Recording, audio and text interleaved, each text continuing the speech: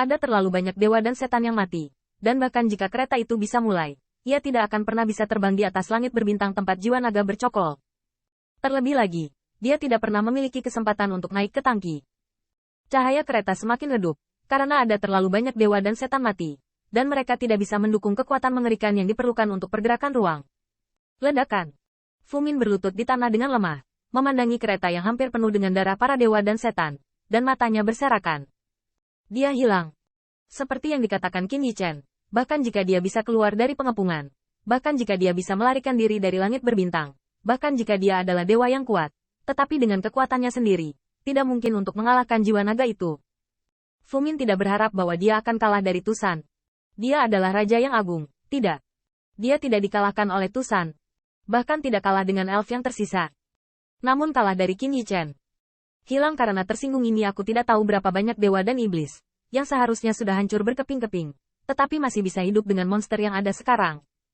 Tiba-tiba, Yue Chang'eng meluruskan rambutnya, membuat tubuh Fumin kencang dan kepalanya terangkat tak terkendali. Dan Qin Yichen menginjak darah kental dari darah dewa dan turun dari kereta selangkah demi selangkah. Naga kekaisaran di tangannya juga mencerminkan ketakutan mata Fumin. Aku berkata, mereka yang masuk ke taman kekaisaran dan membunuh tanpa ampun. Pisau itu jatuh, dan kepala besar seorang pangeran jatuh di tanah taman kekaisaran. Guru. Pemilik labu ungu dan hijau kehilangan vitalitasnya, dan potongan taobao ini juga jatuh ke tanah. Dan Tuyubai, semuanya, juga merosot ke tanah. Menang, kita menang. Harta karun leluhur Wusu adalah milik mereka, demikian pula harta para dewa dan setan. Kemenangan juga milik mereka. Bos itu perkasa. Sepasang mata, menatap sosok ramping yang merangkak keluar dari lautan darah. Kagum, hormat, berterima kasih, mengisi setiap pasangan murid iblis. Kakak Qin berkuasa. Ada ribuan naga yang menjaga taman kekaisaran, hanya Tusan Yichen yang memotong iblis. Taman kekaisaran ini juga merupakan wilayah keluarga Tusan Po kami. Mereka yang mendobrak tanah dan membunuh tanpa pengampunan. Qin Yichen menjentikkan naga kekaisaran, dan darah para dewa terlempar. Dia memandang Yue Chang dengan kebencian, mulutnya sedikit terangkat. Aku tidak berbohong padamu. Dia berkata, jika seseorang yang masuk ke taman kekaisaran membunuh tanpa amnesti, dia tidak akan pernah kembali pada kata-katanya. Pemimpin bulan membenci mata yang berkelap-kelip, meskipun sifatnya seram dari pertempuran ini. Bahkan puncak gunung es yang telah menderita malapetaka pengadilan ilahi pertama pada masa itu tidak dipertimbangkan. Namun, keturunan naga sejati di depannya memenuhi janjinya dan mengubah janjinya kepada Kakeksu menjadi kenyataan. Setelah keheningan yang lama, kebencian Yue Chang menyingkirkan rambutnya dan memegang busur Yue di pinggang Liu Yao. Aku akan pergi denganmu. Begitu komentar ini keluar, Qin Yichen tertawa. Namun, Tuyubai tertegun, bahkan tidak dapat mencari jarahan. Yichen, dan gadis peri ini, kamu, apa yang sedang terjadi? Mun Chang benci melirik iblis rubah Tusan, dan Munai mendapatkan kembali dinginnya masa lalu. Kamu Tusan, apakah kamu sekarang berpikir bahwa aku adalah dosa? Begitu komentar ini keluar, sekelompok orang kuat Tusan menggelengkan kepala mereka berulang-ulang. Bagaimana mungkin? Kapan kami pikir Anda adalah orang yang tersisa? Kita tidak semua mengatakan bahwa ini juga kota asal keluarga Tusan Po kami. Mun Chang membenci orang yang tidak percaya dan melirik Qin Yichen. Dia tidak mengacu pada sikap kelompok rubah setan ini, tetapi sikap Tusan sekarang. Jika dunia luar, Tusan juga telah menjadi musuh mereka, maka rubah iblis ini. Untungnya, Qin Yichen terkekeh dan berkata, mereka tidak membohongimu. Di luar, secara pribadi di Tusan, mereka masih menyebut naga asli sebagai naga asli. Pemimpin bulan membenci kata-kata itu, matanya berkedip-kedip, dan kewaspadaan dalam ekspresinya menghilang. Ketika Tujiner melihatnya, dia melihat kebencian Yue Chang dengan rasa ingin tahu. Dia tumbuh sangat besar, dan itu adalah pertama kalinya dia melihat peri hidup. Kakak, siapa namamu? Mun Chang benci. Sangat benci. Nama yang aneh. Namun, di bawah mata kedua mata bulan itu, ekor Tujiner tiba-tiba gelisah.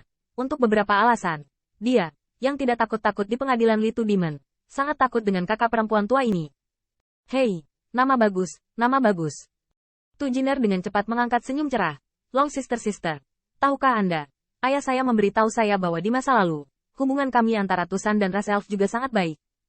Saudari Chang Heng, apakah Anda ingat? Kami dulu pergi ke wilayah elf sebagai tamu sebelum Tusan, dan kami tidak diblokir. Apakah itu? Mata dingin bermata bulan-bulan menggelengkan kepalanya sedikit. Aku tidak ingat. Tujiner tersenyum kaku. Dua gigi harimau kecil tidak punya tempat untuk ditaruh, dan semua orang kuat Tusan penuh cemoohan.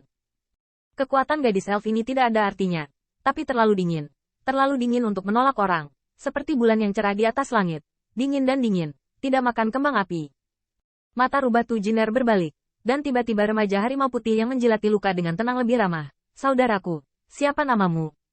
Saya. Xiao Hu memang lebih ramah daripada yang dibenci Muncang.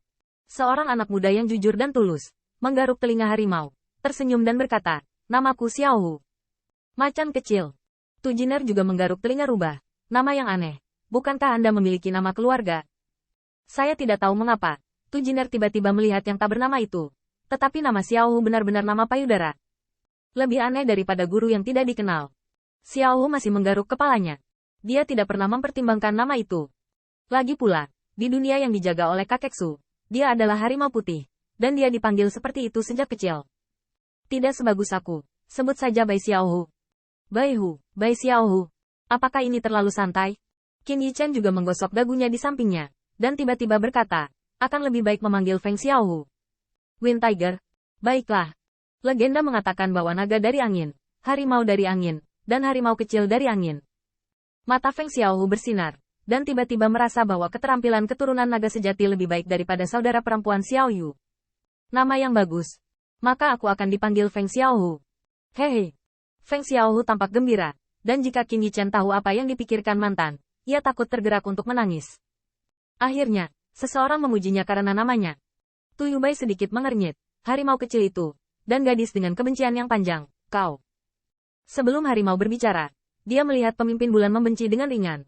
Aku dan Xiao Hu adalah penjaga di sini. Satu-satunya penjaga yang tersisa. Murid iblis Tu Yubai tertegun, dan kemudian dengan ragu berkata, gadis dengan kebencian panjang hanya berkata, ikuti kami. Muncang benci melirik Qin Yichen, aku ikut dengannya. Tu Yubai tidak bisa tertawa atau menangis. Apakah ada perbedaan? Memang ada perbedaan. Oleh Brother Qin, kemana kamu pergi sekarang? Dan mengapa? Gadis abadi dan kamu. Qin Yichen tersenyum kaku, dan penyiksaan jiwa datang. Muncang benci bisa membekukan wajah tanpa menjawab, tapi dia tidak bisa. Untungnya, Qin Yichen telah memikirkan kata-kata itu sejak lama, itu saja. Ketika saya melihat gadis dengan kebencian yang lama, saya ingin memenangkannya dan Xiao Hu.